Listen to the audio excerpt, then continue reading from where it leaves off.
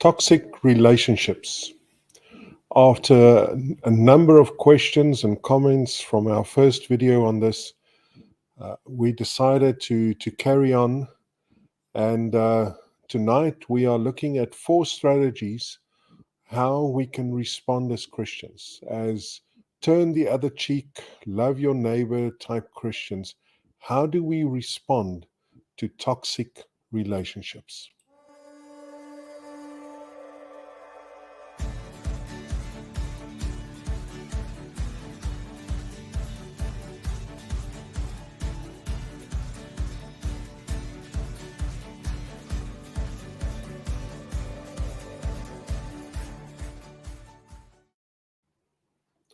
Good evening. It's good to speak to you again, and uh, I've been loving the support and the feedback. And if you have any comments, you can send me an email, or you can comment, and I'll put it on screen right now. If you have something that could help somebody that would be beneficial, please comment on the screen. Ask a question. I might not answer it in this broadcast, but we could get to it in a next broadcast. So we started with a couple of controversial topics, and then we spoke about toxic relationships, and the response has been tremendous, and it's just proven the need, and that we all face toxicity in our relationships. And if you missed the first video, you should watch that. I'm coughing a lot, and my nose is clogged up, but it's out there, and the link is will soon be on top of the screen um, when you watch it in a day or two. So take a look at the first video, get a definition for toxic relationships, understand the toxicity level of a relationship. And tonight uh, we'll look at 4 strategies. And, it's relationships are very complicated. So this advice is very generic, and I hope it will help somebody who's never thought about this, who struggled, maybe just shine a light on an aspect. But if you're in a very troublesome situation, please make contact, and we'll try to help, or find help. But don't face these issues on your own. First thing I want to say tonight is that we should know the difference between toxic people and toxic relationships. You will find toxic people in your life every now and then, and it won't take you long to recognize them, because all their relationships are toxic, and they're always attacking, they're always fighting, they're always humiliating. And it's not just towards you, it's to random people around them. And um, a toxic person, very difficult to respond to. And we'll get to that in a moment's time. But a person like that is toxic no matter what. Toxic relationships is a different kettle of fish, because toxic relationships can exist between 2 great people who have great relationships. But in this specific relationship, there's a level of toxicity that's become a pattern, and now you just can't seem to break that pattern. So person A hurt person B, and person B retaliated and hurt person A back. And now there's this hurt, and it's been going back and forth, and the pattern has set. And there's a lot that can be done about a toxic relationship, but it has to be done. It won't just get better by itself. And sometimes it starts out as a great relationship, and somewhere that hurt thing happens, and the retaliation and the back and forth, and now it becomes a toxic relationship. This is not just, one fight or disagreement. And let me just say this about toxic people. A toxic person is not somebody that you dislike. It's not just somebody that disagrees with you or has a different point of view, votes for a different political party. A toxic person is somebody that brings a level of toxicity into uh, their their relationships that's just there always. And a toxic relationship is it's not something to leave alone. You need to do something about it. So the first advice, and I said it in the previous video too, the first strategy is, and you need to hear this. It goes against the grain. It's not what you would expect Christians to do. But toxic people, toxic relationships, if it's possible, you walk away. And especially if it's early in a relationship. If there's such a level of toxicity early in a relationship, uh, that that you can identify it as toxic before you're invested, before this relationship becomes important, you need to walk away. Jesus speaks about shaking the dust from your feet. Paul speaks about not eating with somebody, never going near that person, never fellowshipping with that person. Walk away. We walk away from toxic people, and we walk away from toxic relationships if at all possible. But I understand that it's not as easy as that. It's not as simple as that. Sometimes we're deeply invested. Sometimes it's a work relationship that we can't get out of. Sometimes a beautiful marriage has become a toxic relationship, and divorce is just too steep a price to pay. And we need to look at other strategies too. But remember this: early in a relationship, if you see the toxicity rising, walk away. Walk away. Shake the dust from your feet. If not possible, this strategy might help you. I call it rationing. There's a ration of time that you can spend with somebody, and it's okay. But if you go beyond that time, it's going to lead to a fight. You know it, that person knows it, but you're stuck in this pattern. And your family, so you see each other at family gatherings, or you work colleagues, so there are meetings and stuff that you have to do together. Or you're just in the situation, you can't get out of it, but you know that beyond an hour, beyond a day, beyond a weekend, and it's going to be a fight. Identify the ration and stick to it. Stick to it. If you say to yourself, if I spend more than an hour with that person, it's going to lead to a fight, leave before the hour's up. I can work with that person for half a day. We focus on the task. But the moment the small talk gets past this point, it's going to be a fight. Then you leave before you get to that place.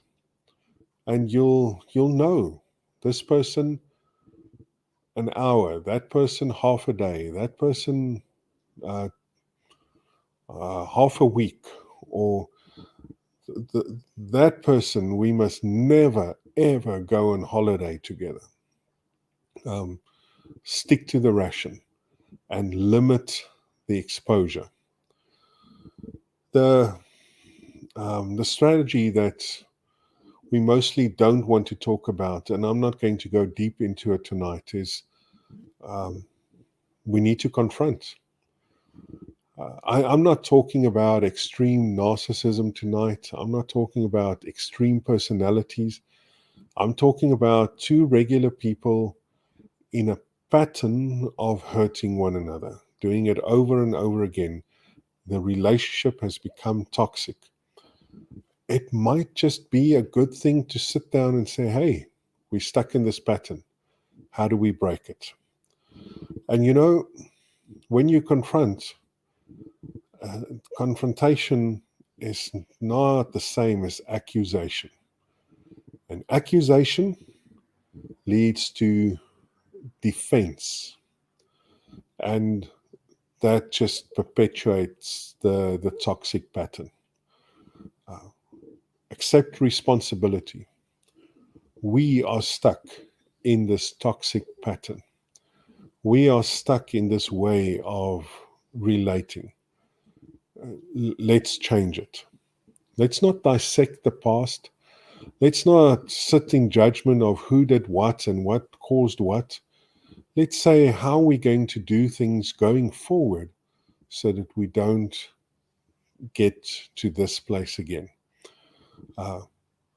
It's not easy, but it can make a huge difference. And you should try it.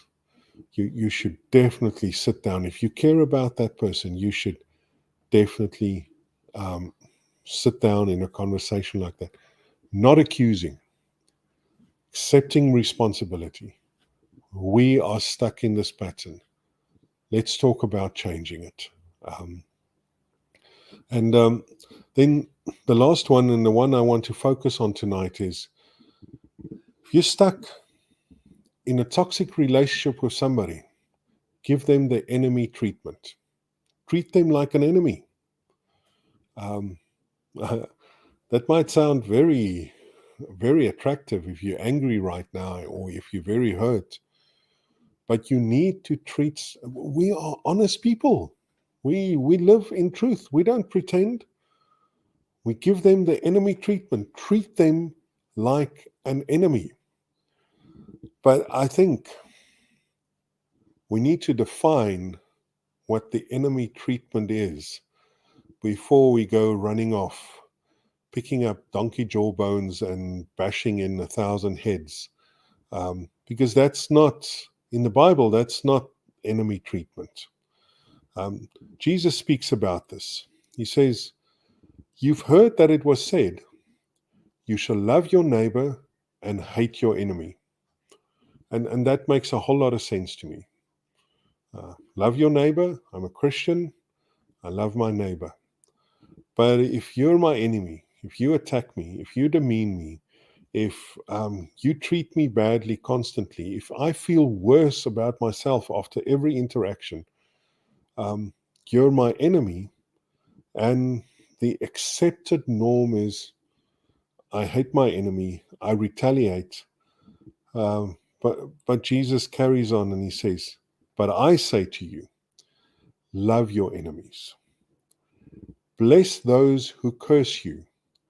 Do good to those who hate you. And pray for those who spitefully use you and persecute you. Does that sound like a toxic relationship, toxic person that he's describing there? But he's saying, do the opposite of what they are doing.